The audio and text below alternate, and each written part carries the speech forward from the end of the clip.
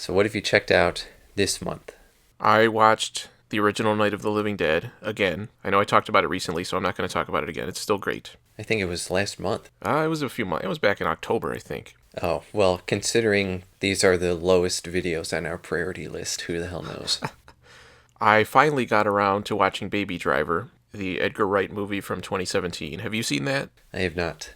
I was afraid that I wasn't going to like it because I knew it was kind of just like a straight movie as opposed to kind of his more comedy stuff. And I really, really like his comedy stuff. Everybody I talk to seemed to really like this movie, and everything I read about it online, it gets super high reviews and stuff. I have a question. Uh-huh. How did people react to the car being driven by a baby?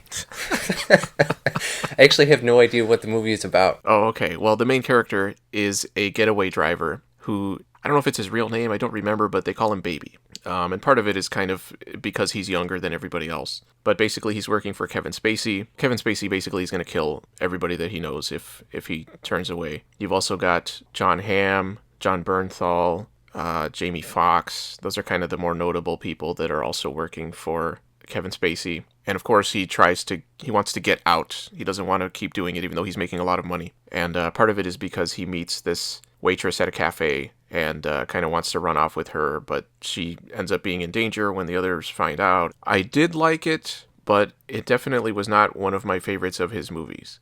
Especially the first half hour, I was pretty disappointed, and I was still afraid that I wasn't going to like it. It did get better once you got to know the characters and it got into the actual plot, but I feel like it tried to throw you in at the beginning with like action and, you know, the way a lot of modern movies do, where they give you kind of a big action scene at the beginning. But just like with a lot of those other movies, I didn't care about what was happening. There wasn't any investment. It was all just about the flash and the style, but even that, I just wasn't interested. I didn't care about what was happening. So it did get better after that, but it didn't blow me away or anything. I did watch a lot of the bonus stuff on the DVD, and I did like it more after that. As usual with Edgar Wright, he thinks everything through. He throws in a lot of stuff in the background that you might not notice right away and stuff like that. But I still felt like the movie just, for me, it didn't quite have that connection. And, of course, not being a comedy, it didn't have the humor angle that works so well in his other movies. So, but it was still good. Maybe it's because you're watching the DVD like a freaking caveman. Uh-huh. Why don't you catch up with us in the ultraviolet 8K brain implant era?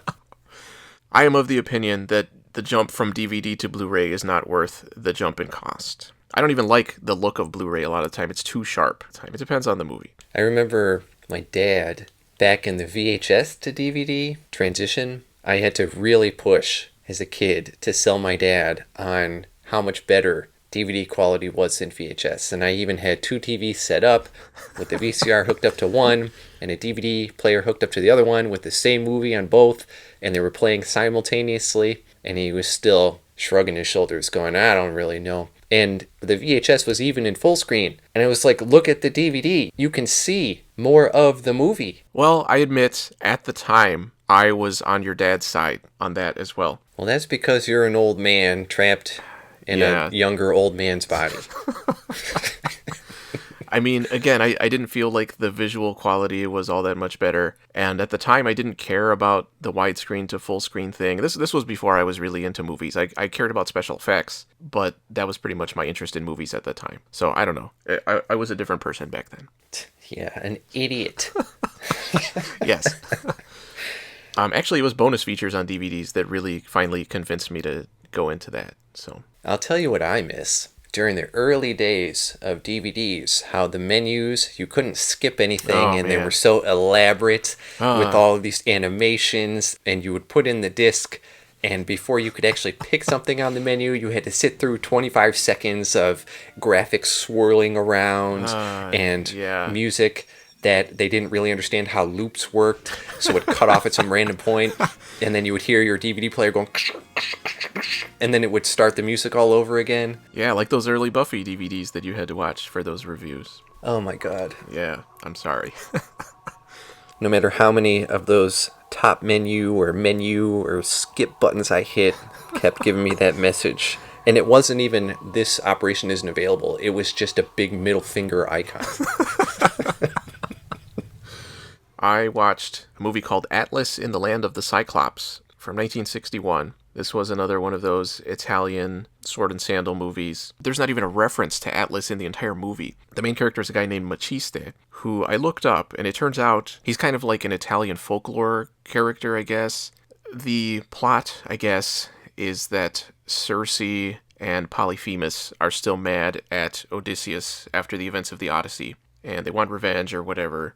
I wasn't paying super close attention, but they attack some town, and they kill a bunch of people, and then kidnap all the women and children or whatever, and Maciste has to come in and save them. And at the end, you finally get the freaking Cyclops, and I don't know, some of that was kind of cool. I like the way they do some of their camera trickery with the forced perspective and stuff like that. But overall, this movie was boring and disappointing, and the main guy was kind of a weird choice for a hero actor, for a lead. He was in shape, which honestly was kind of surprising, because a lot of times they just get, like, I don't know, generic-looking guys. But he was not a good actor. He was kind of weird, and I'm sure part of it was that he didn't speak the same language as everybody else, I'm assuming, on the set. I would skip this one. It was not that interesting. I watched a movie from 1995 called Castle Freak. This was a full moon movie directed by Stuart Gordon. So you get your Jeffrey Combs, you get your Barbara Crampton, you get your Richard Band music, but you don't have the humor and goofiness of something like Reanimator or From Beyond, which is very unfortunate. Yeah. It is kind of still semi-based on an H.P. Lovecraft story, in this case The Outsider, which I guess is kind of a popular story of his. I've never really cared for it that much. It's not one of the cosmic horror ones. So the story is that Jeffrey Combs and Barbara Crampton are married, and they're coming to this castle that Jeffrey Combs has inherited. I think it was his aunt that used to own it. It turns out she had a secret son that she kept locked up in, like, the basement dungeon, and basically just abused him and fed him really crappy food and stuff. Are you sure it wasn't just food that was on the set for it being a 95 full moon movie? Possibly. And I don't know how long was supposed to have passed between her dying and them arriving at the castle, but somehow he's still alive down there. I guess he was eating. He did catch a cat at one point and eat it, which was pretty funny. It had kind of Frankenstein vibes to a certain extent, where, of course, the guy ends up escaping. Almost from the beginning of the movie, you kind of know what his deal is, so he's kind of a sympathetic character, and he ends up developing an interest in the couple's daughter, who is blind. So I kind of thought they were going to do a thing where she kind of related to him or something, or she was able to look past his deformities and just see him as a person or whatever, but that didn't happen. Part of what didn't work is they tried to treat it like it was scary when the guy was on screen, but he's very much a sympathetic character. So when you have this very stereotypical horror movie music playing over these scenes, it doesn't work. It feels like it's kind of trying to go in two directions at the same time. You kind of have some family drama there too, where Barbara Crampton hates Jeffrey Combs because the reason their daughter is blind is because they were in a car accident while Jeffrey Combs was driving, which also killed their 5-year-old son. So she kind of blames him for that. And he ends up being blamed for the murders being committed by the Castle Freak. And basically at the end, he has to come to save his family. It was honestly pretty boring. There were a lot of scenes of him walking around by himself, so there's no dialogue, nothing interesting is happening, he's just going through the castle. It's so dark that you can't tell what the hell you're looking at half the time. The one thing I will say, I guess two things. Richard Band's music was not as bad as usual. It didn't feel like he was kind of doing the same thing that he always does. It felt like he was trying a little harder, but again, it didn't match what was actually happening in the movie. And the freak walks around completely naked at the end. So his makeup is basically like full body makeup, and it actually looks pretty good. You don't get a good look at him until the very end, basically. So yeah, that was impressive, I guess, but the movie was pretty boring. I would definitely skip it. I watched it on Shudder as part of The Last Drive-In, hosted by Joe Bob Briggs. Do you pay for Shudder? I'm using somebody else's account right now. Oh, make sure you put that in the video. Yeah. And that brings back a lot of memories of watching Monster Vision as a kid back on TNT, which was the coolest thing in the world. And as a kid, I hated Joe Bob Briggs because he was always interrupting my movie. I wanted to get back to the monsters and stuff, and he's all, let me tell you about the actors. And I was like, I don't care. I just care about the monsters. And he would always do the thing where it's like, let's get back to the movie. And then he would go on talking for 5 minutes about something not even related to the movie. But as an adult, I can appreciate his humor. He's very un-PC sometimes, and I feel like he does it on purpose to kind of rile people up, and it is a bit too much sometimes. But he is funny. I like him. He knows his background stuff, and he did have Barbara Crampton on, so you got some actual background stuff from a person who was in the movie, so that was cool. But that was really the only thing that I enjoyed, was the interludes with him. I didn't like the movie. I watched a movie from 2018, which is not something I would normally watch, which was Crazy Rich Asians. This was a romantic comedy. It was not my idea to watch this movie. Uh-huh. Yeah. You were probably just hoping it was some kind of get-rich-quick infomercial documentary. That would have been better than the movie, I'm sure.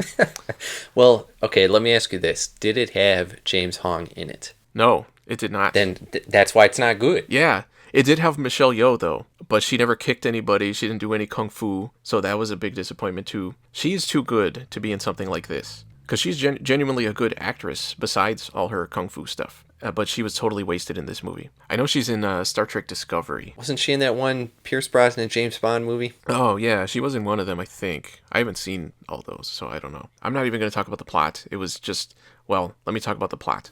I'm not going to say too much.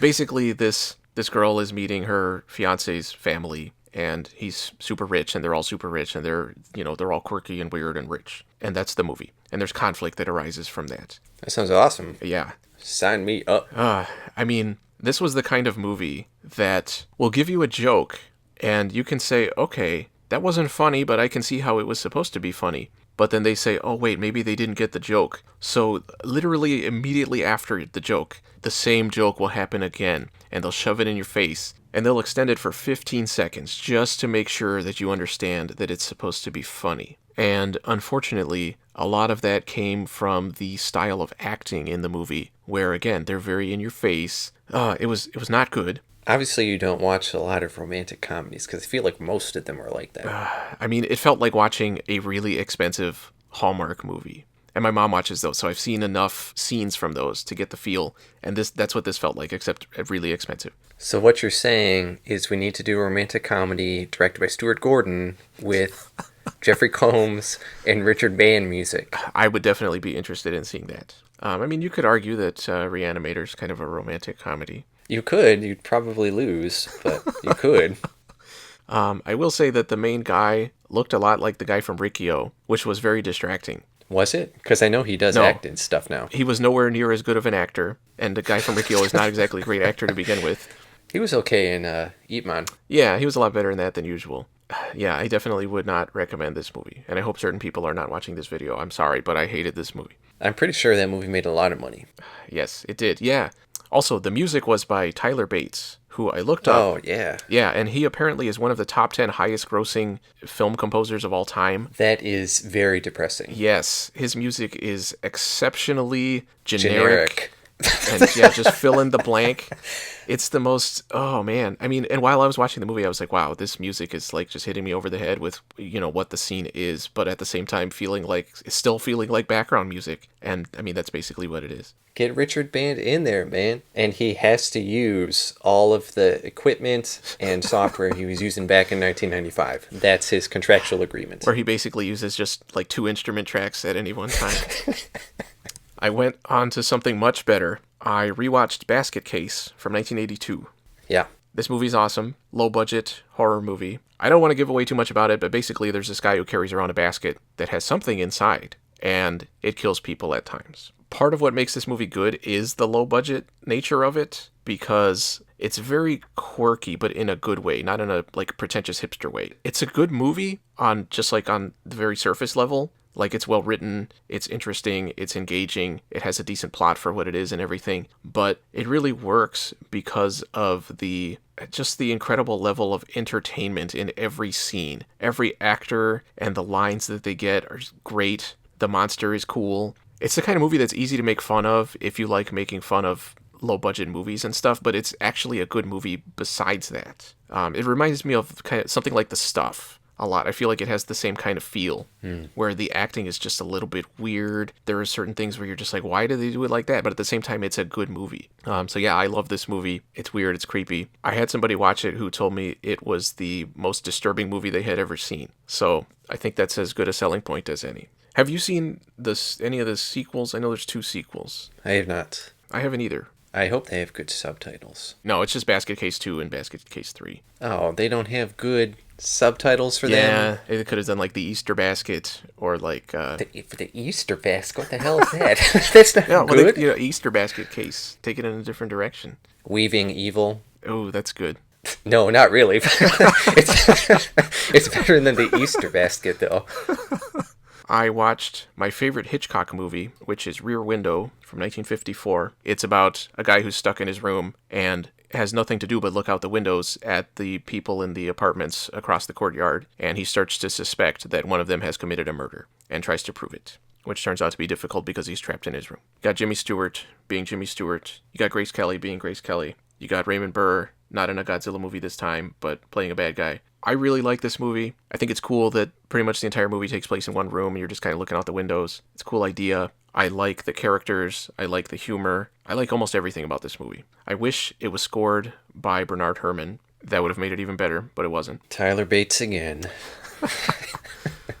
If you've never seen a Hitchcock movie, I think this is a great entry point. So definitely check it out. That's all I watched. I reread Ender's Game from 1977 by Orson Scott Card. The story is that this kid Ender is in a school where he's being trained basically in military tactics. And for a long part of the book, he's working with other kids. And when I say kids, I mean when he starts out, I think he's like 6. And they're basically fighting in 0G with guns that freeze your opponent or freeze their body parts. And you have to kind of work from one end of this big room to the other end and get a certain number of people from your team to the other side. Yeah, I saw the awesome movie. I know what you're talking about. I do want to see the movie too. I haven't seen it yet. I've heard about how bad it is. It's pretty bad. And basically, as the movie progresses, they kind of accelerate his learning and keep bumping him up because he's so good. And the style of training changes a little bit. And the whole time he's dealing with animosity from a lot of the other kids and being alone all the time. And the whole thing is in preparation for having him help fight against an invading alien army that they call the Buggers. I had read this a long time ago. I read the novella first and really, really liked it. And I remember being very disappointed when I read the novel. I felt like it was way slower. It added in a lot of stuff that was not in the novella that I thought just got in the way and distracted from the story. And I thought there's kind of a big twist at the end that changes everything about what you thought was going on. And I thought it was handled a lot better in the novella, but that was a long time ago. Reading it again now, I liked it more than I expected to. It was a lot faster paced than I remembered. I haven't gone back to reread the novella yet, so I am going to do that. But I did have problems with it. From time to time, it cuts back to Earth, where his brother and sister, who were also candidates to kind of lead this army or whatever, but flunked out basically, they're on Earth manipulating the world's governments basically by creating online personas for themselves and presenting philosophical ideas and stuff that they kind of use to manipulate everything and turn things in the right direction. They're kind of trying to stop a war on Earth from happening when they need to focus on fighting these aliens. And that was some of the stuff that the first time around I thought really got in the way. This time, my problem with that was kind of the same problem I had with the whole book, which is the fact that these characters are all kids. It's not just that they're so intelligent that they can do all this stuff. It's hard to imagine a kid basically punching and kicking somebody so hard that they die when this kid is 6. It's just, it was a little too much. And it worked the same way with his brother and sister, where, I mean, no matter how smart they are, they only have so much experience and knowledge about the world, but they're able to do everything. I don't know. It was too much. And this is a problem I have with pretty much every story that involves kids being the only ones who can do something, is there wasn't a plausible reason for that. They did give a reason for why they needed a kid to lead the army, but it was pretty stupid. That did not work for me at all. And he does age a lot over the course of the book. It takes place over maybe like 7 or 8 years, I think. But it was really hard to get past at times. When he's not in these battle simulations, Ender is playing a computer game that they have there for these kids to play for the same kind of strategic reason. It's supposed to kind of help them problem solve and stuff like that. But the computer keeps pulling up things from his memories, I guess, or from his psyche, kind of. But they don't explain how the game works. And even when they cut to the adults say, we have no idea how this game works. We don't know why it's showing him the images that it's showing him. And it's supposed to be kind of intriguing and, I don't know, push him farther in the direction he needs to go in. But it doesn't make sense that nobody knows how it works. Somebody designed the game. Somebody programmed it. They should know how it works and why it's doing what it's doing, but nobody does. And that was my biggest problem, even more than the fact that they were kids, is the game was just kind of stupid. And the scenes in that game go on for so long. So I don't know. Overall, the book was still okay. Again, it was fast-paced. Some of the battle scenes were kind of interesting, but then there were other times when you're just kind of supposed to accept that things go the way they do. There were a lot of jumps where Orson Scott Card just kind of tells you, Ender figured out a way to do this, and then it's just like, oh, okay, he's better than everybody, and he goes on to the next level, and that's it. So I don't know. I didn't love it, but I didn't hate it. I am going to go on to the next one to see if maybe it gets better after that, but we'll see. I remember reading all of them back to back. And the later ones that kind of lost a lot of interest as they went on. I'm curious to see where the story goes, given that they defeated the buggers and everything, and Ender is out of the school. Well, they do a crossover with Starship Troopers, which was pretty cool. I mean, it did make me think of Starship Troopers with fighting alien bugs in space and stuff. I read Thunderstruck by Eric Larson. This was a nonfiction book from 2006, which I read without having any idea what it was about. I read it just because it was Eric Larson. I've read 3 of his other books, Devil in the White City, In the Garden of Beasts, and Dead Wake, and they were all great. And before this, I would have said Dead Wake was my favorite of his, but this is my new favorite. This was set around 1900. What he tends to do is kind of take 2 concurrent historical events and kind of bounce back and forth between the 2 in a way where they kind of eventually converge at the end in some way. And in this case, those 2 events were the development of wireless communication, especially focusing on Marconi, and a murder mystery situation involving a guy named Holly Crippen. Both sides of the story were super interesting. I wish he had gone into more detail about how wireless communication works and everything in terms of like the physical parts of it, of building these contraptions. But it was a good book. I liked it a lot. One thing that he does really well is really make you get a sense for who these people are or were in terms of their personalities and their approaches to things, and that it makes it so much more engaging. And he always throws in really interesting little details that a lot of times don't really have that much to do with the main things that he's covering, but they're always interesting. So I would definitely recommend this book, just like I would those other 3 that I mentioned. I listened to a radio play adaptation of The Day of the Triffids by John Wyndham, which was a book that came out in 1951. The radio play was from 1968. I've read the book before. I like it a lot. It's one of the inspirations for a lot of zombie stuff. 28 Days Later and The Walking Dead in particular. All 3 of those start out with a character in a hospital that seems to be abandoned, and it's kind of like, what the hell's going on? And it turns out that something has happened that has basically led to the collapse of civilization. In the case of Day of the Triffids, the character has his eyes bandaged up, so he can't see. And it turns out that most of the people on the planet have gone blind because while he was in the hospital with bandages over his eyes, they saw a meteorite shower that caused kind of the sky to light up green, and it was like a big thing where everybody wanted to go out and see it, and most of them ended up blind. And while that's going on, you also have the Triffids, which are these carnivorous plants that can uproot themselves and move around. And they also have a stinger that shoots out that just happens to be at eye level. So you've got even more blind people, although it also kills people. I think the story would be a lot better without the Triffids if it was just focusing on everybody being blind and the main character being one of the few sighted people who has to kind of work with the other people that he's finding, the other survivors and everything, and kind of rebuild things. And you have the same kind of stuff you have in a lot of those stories where you have different factions trying to do different things, and a lot of people are kind of trying to manipulate, are trying to kind of take advantage of things. And it's really good. The book is awesome. The radio play was okay. I really appreciated what they did in terms of their approach of kind of making it atmospheric and stuff. It really does feel like you're in different locations when they go to different places and stuff like that. And I kind of have a weakness to audio stuff where I find it hard to stay focused on it. I'm not good with audiobooks. My mind ends up going to something else, and then I keep having to rewind. I had to do that a little bit for this, but it wasn't too long. I thought it was okay. I don't know. I would definitely recommend the book more so than this. And there are some movie adaptations too. Some of those are cool too. But definitely the book is awesome. And then I played Resident Evil 2. Not the new remake, but the original PlayStation version from 1998. This is by far my favorite Resident Evil game. Have you played the remake? No. I played a demo of it, and it did seem cool. I do want to play it. But I was disappointed that they didn't do the same thing they did with the GameCube remake of the first one, where it was still the static camera angles and all that kind of thing. That's what I was hoping for. So I do still want to play it, but it's not what I was hoping for. The original is awesome. I mean, you can criticize the acting and the goofiness of the story and stuff like that. And I mean, yeah, those things are there. That's part of what makes it entertaining. But I think this was the first PlayStation game I ever bought. And back in the day, I was super obsessed with Resident Evil. I was very much a Resident Evil fanboy. Man, I bet when that movie came out, you were all over that. I was at the time, yes. Which is embarrassing, but yeah, I was. Even after you saw it?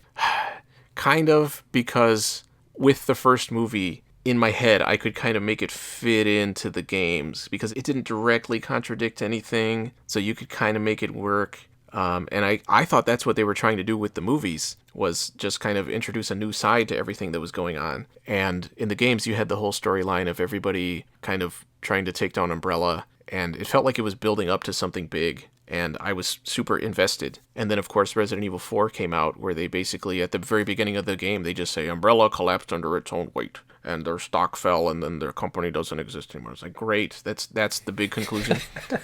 Just like throw it away like that. So, oh man, I really hated that at the time, although Resident Evil 4 was awesome too. But yeah, 2 is so good. My only complaints about it are that it's much more arcadey than the first one. It feels more video gamey. It's very bright and colorful. You have a ton of weapons and way too much ammo. It's way too easy. The first game is very dark and slow and more difficult. The second game is just, you can pretty much kill everything in the game if you want to and still have ammo left over. I've probably played through this game more times than any other game. And I mean, it's not super long.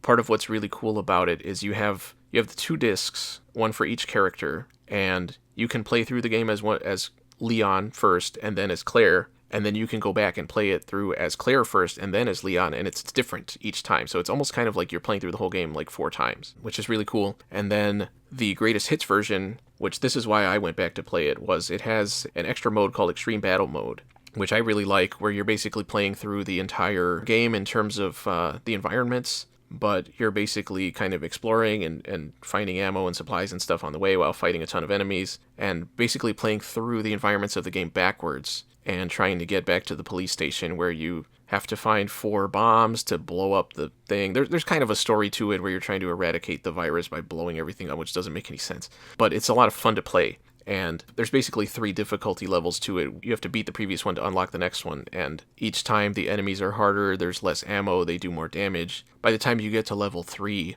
it seems like every other room that you go into has a boss in it, which, I don't know. I've never beaten that one, but it's just, I really like games that are challenging in a genuine way, not in a frustrating way. And again, one of my few complaints about the actual Resident Evil 2 game is that it's too easy. So I like being able to have a challenge that way.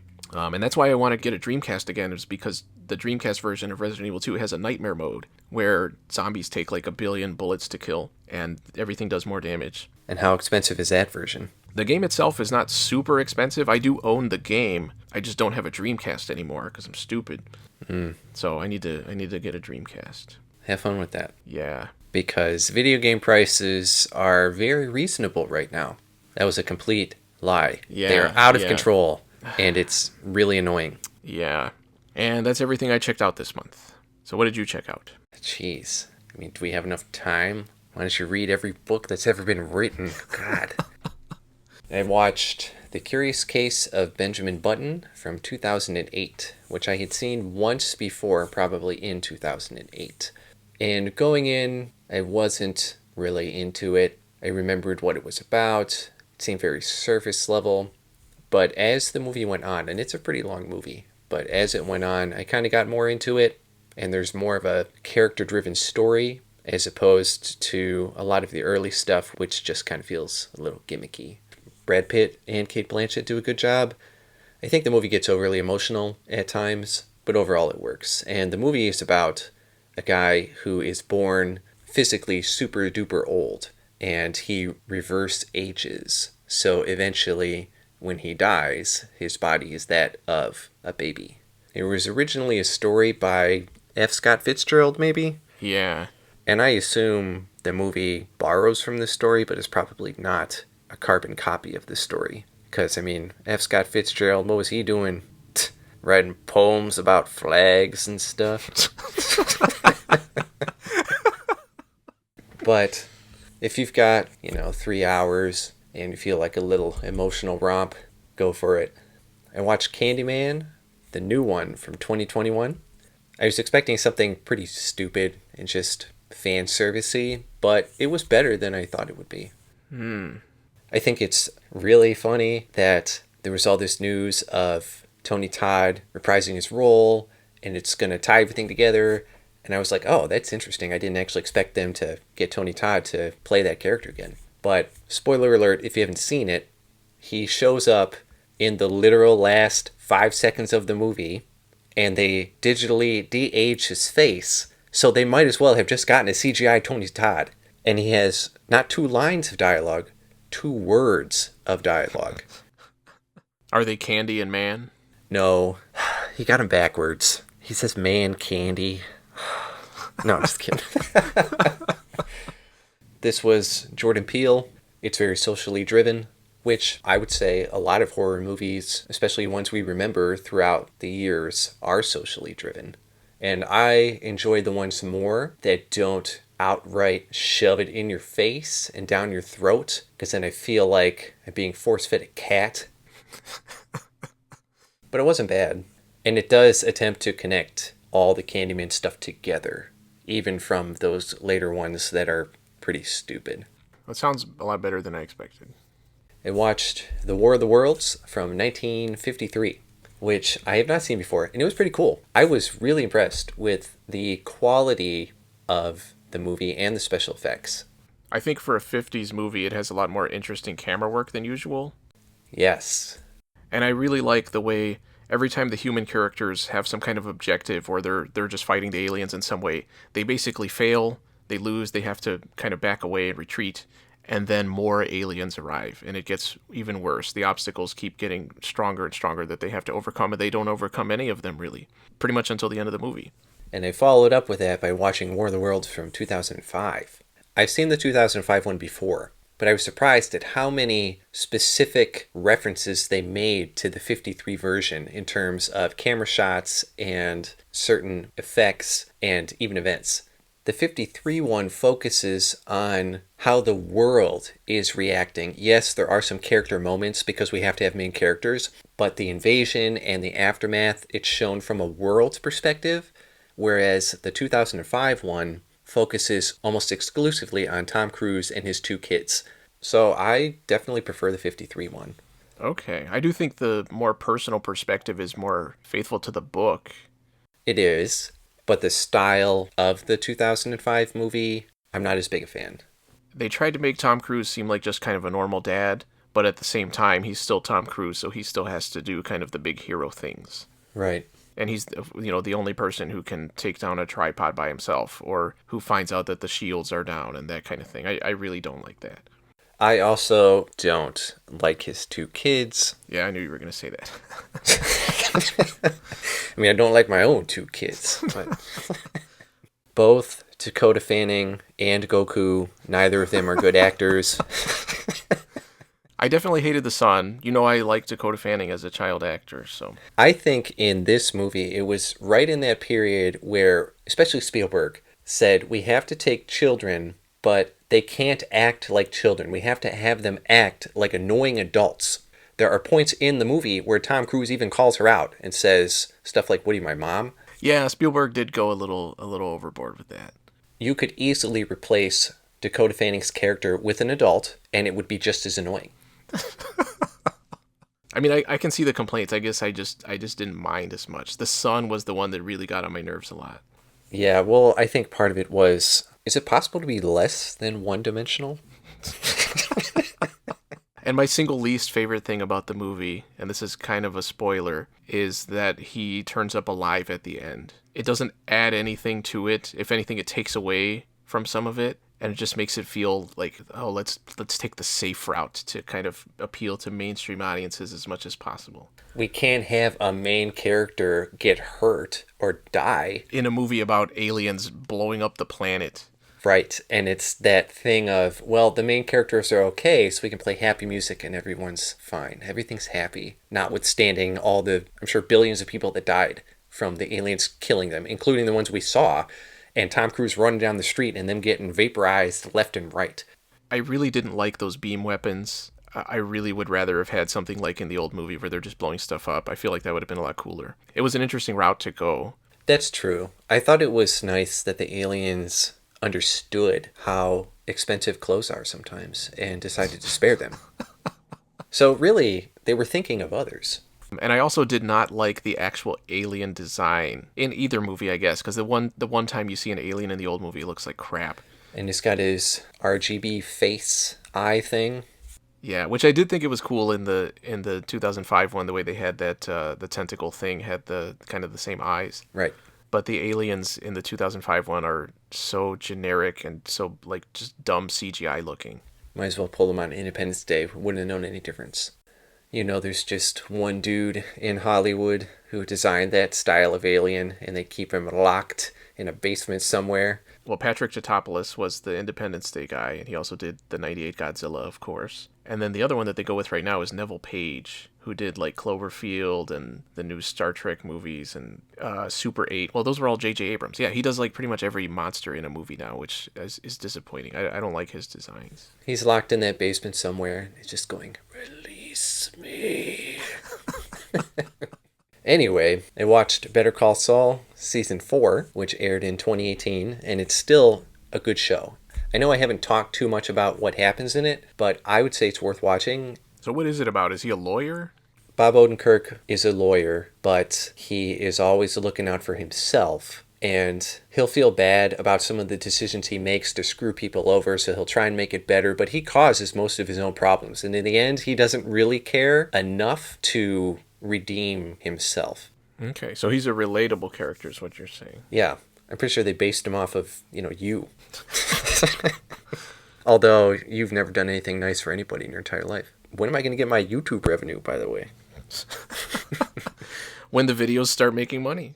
I watched Donnie Brasco from 1997, I'm not sure why, which is based on a book, and the movie is Johnny Depp as an undercover FBI agent getting into the mob, and his mentor / boss is Al Pacino. Throughout the decade of the 90s and early 2000s, gangster mob movies were quite popular. And I like things like Casino, I like Goodfellas, a lot of that Scorsese stuff. And I feel like this movie, even though it was based on a book, it felt very shallow. Like it was checking all of the gangster mob checkboxes. The only uniqueness I felt it had was Al Pacino, even though he was part of the mafia, was kind of washed up and looked at as a doormat by the rest of them. So even though he had perceived power, he didn't really have any. So the filmmakers at one point wanted you to kind of feel bad for him and relate to him, but you see him do all these horrific acts and tell people to do these horrific acts, so it doesn't really work. I feel like they do that in a lot of those movies, and that's part of why I don't gravitate toward those movies at all, is I don't like the characters and I can't relate to them, and I don't find them interesting, or, I don't really care what happens to them. I don't mind when a character in a movie like that, their decisions blow up in their face and they're like, this sucks. I'm like, yeah, it does. But the movie doesn't ask us to feel bad for them. It's just saying, yeah, it sucks for this guy. I'm cool with that. But when it asks you to say, you should really feel bad for him, don't you think? I say no. Bury him in the desert. I watched Apocalypse Now from 1979, but it was the Redux version, which was released in 2001, which added almost an hour runtime. I've never seen Apocalypse Now. I just knew it was a 70s movie about Vietnam War, and I said, okay, I have a general sense of what that's going to be like, but it was not what I thought it was going to be like. And I'm glad I watched it. Have you seen it? Yeah, you can probably tell by the way I said that how I feel about it. While Martin Sheen had not reached the peak of Spawn. That's legit not what I thought you were going to say. I thought he was good. I thought the movie was actually quite good. I thought it did a great job of creating an atmosphere that I really wasn't expecting. I was thinking it was going to kind of be like a Forrest Gump type thing where they just play a bunch of songs from that era and have people muddling through the jungle, doing narration, talking about what they're going to do when they get home. Obviously, I was pretty surprised at what it was. And it was funny because some of those scenes felt almost like a modern video game, kind of like a weird horror vibe.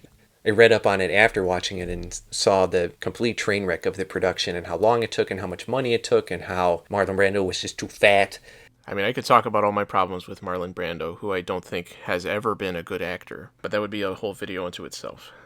And I thought it was interesting how Coppola worked around all of those problems and didn't solve some of them. But I liked it, and I didn't think I would. You're making me more interested, because it has been a really long time since I've seen it, and I should give it another chance. It does seem to encapsulate the general feeling of what it was like, instead of focusing on a character who is there. Does that make sense? Yeah. I watched Blade Runner 2049, which I've been putting off because I just haven't felt like I was in the mood to really focus on that. And I've seen it in theaters back when it came out in 2017. And I had just recently watched the original one a few months ago. I thought this one had more of a centralized plot and focused on how the characters felt about what they were doing a lot more than the original. I think you would like this one better because I know the complaints you had about the first one. There are still moments where it's obviously trying to recapture the atmosphere and feeling of the first one.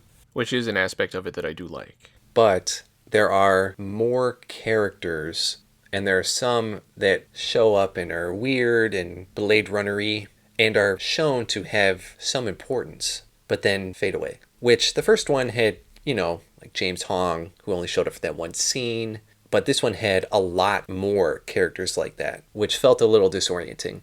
I can't imagine in this futuristic Blade Runner universe that every person is this weird, quirky, unique character. There have to be just regular people, but this movie presents almost every character as this unique, quirky individual. So it kind of felt comic booky in that sense. The story is a continuation of the first one, just set decades later. And the connections were at times a little much. Really trying to strike at we have to connect everything. It wasn't Villeneuve's best movie, but it wasn't bad at all. It was actually pretty good. So going off of that, intense, deep storytelling, I watched Jackass, the movie. The new one came out, and because I'm forced to pay for a Paramount Plus subscription now, I said, I grew up watching Jackass, I'll check those out. So I watched the first one, the second one, the third one, and the new one, and all of the in-betweens. So 2.5, 3.5, and the recently released 4.5. This is not something I would have expected of you. I think part of it was, as someone pre-teen to teen, these guys were pre-YouTube, pre-prank shows, pre-all of that stuff. And they went more extreme than anything that really happens now in terms of how gross it is and how violent it is and how stupid it is. I remember when the first movie came out in 2002, and a group of people and I watched it multiple times just because we thought it was so funny. But watching that and the second one and even the third one now, as an adult, you can really look at these people in a different light in terms of their mental states and their personalities, because as a kid, they're just a group of idiots. But as an adult, you look at some of them and you say, man, that guy's got really low self-esteem. Or, man, that guy's a bigger idiot than I thought. Or, man, they are all on so many drugs. And then watching the newest one, Jackass Forever, which came out this year, 2022. I have to say the year because who knows when this video is going to come out. It's the old crew, minus a couple, with some new people. And I know Paramount greenlit a reboot of the show, which I assume will involve some of the old people at least. But it was interesting because having seen the original crew from the TV show up until now, it feels corny to say, but you feel like you know them. You know what I mean? Because it's been decades. And these new people, you just didn't have that connection. So I'm interested to see if when this new show comes out, a younger generation of people do make that connection with them. But seeing as how YouTube does exist and all of these other shows that have similar themes, this show is not going to be as big of a deal as it was back pre-2000. And I wouldn't be surprised if it doesn't last that long. I mean, since it's Paramount, they can always cross it over with Picard. Yeah, that would probably be a benefit to that show. Patrick Stewart riding a sled down a volcano or whatever. Hi, I'm Johnny Knoxville, and this is the torpedo launch. And he just launches himself into a planet or something. And these guys are old now. At one point, Preston shits his pants, which is not uncommon for them. And he makes a mention of, man, I'm 51 years old and I shouldn't be doing that anymore. And I'm thinking, man, they are old and they're still putting themselves through this stuff. And granted, it's not as physical for some of them as it once was, but it's still pretty brutal. And I guess I didn't realize in the older movies or the show how much they interacted with the public. And I think now if they tried that, and the reason they don't is probably because they would get shot. I read Infinite Crisis from 2005, which was the follow-up Crisis event to Crisis on Infinite Earths from, 85? Yeah, something like that. So this was quite a few years later. The characters who chose to seclude themselves at the end of that become the pseudo-antagonists of this one. And being from 2005, I was thinking, I'm probably not going to like this. But I kind of did. And the art, I was pleasantly surprised, looked normal. Not in the style of 90s and 2000s other stuff where it just makes me annoyed to have to look at. You know what I'm talking about? Yeah. Who worked on this one? Jeff Johns writing and Phil Jimenez. There's some other people in there, but those are the main two. I usually find Jeff Johns okay, but a little generic. I think he was well placed to do this one because it has so many elements in it. So he doesn't have to get too generic because he can always turn in a different direction. And Superboy Prime is just a little bitch. But it was cool how it tied in Crisis on Infinite Earths stuff without being overly sentimental or trying to shoehorn it in there. And then, I only have so many things, and I'm not made of money here. Like and subscribe, by the way, because, that could help. I read Countdown to Final Crisis from 2007, and I know there's a bunch of stuff in between, Infinite Crisis and that, which I don't have. And I thought that felt a little more shoehorned of trying to go in too many directions. Like, Infinite Crisis had a centralized story. Even though all these events were happening, it was all still part of this main storyline. Whereas Countdown to Final Crisis felt like there were too many balls to keep in the air. I think Final Crisis is Grant Morrison. Is the Countdown Grant Morrison, or is that somebody else? No, that was Paul Dini. And was Infinite Crisis, was that when they brought back the multiverse? Yes. Because Crisis on Infinite Earths smashed everything into a single universe, but the multiverse actually still existed. Well, no. Well, kind of. I don't know. There's so many things to keep track of. Which is part of why I don't buy comics. Because you go into a comic shop now and you want to support them, but there's so many issues for so many things. It's overwhelming. Yeah, and it really degrades the quality of the stories most of the time. And if I want to jump in somewhere and I buy a single issue for, whatever comics cost now, $12.50. If I like it, I'm screwed because then I have to go back and spend another $12.50. And I just won't be able to keep up. I'm at the point where if it's not something collected in a trade paperback, I probably won't buy it. But even then, there's so many of those. And with everything crossing over with everything else and some of it being just garbage, you're taking a gamble there. Yeah, I mean, the majority of the more recent stuff is not good anyway, DC or Marvel. And going in, that's the majority of stuff that you're going to find.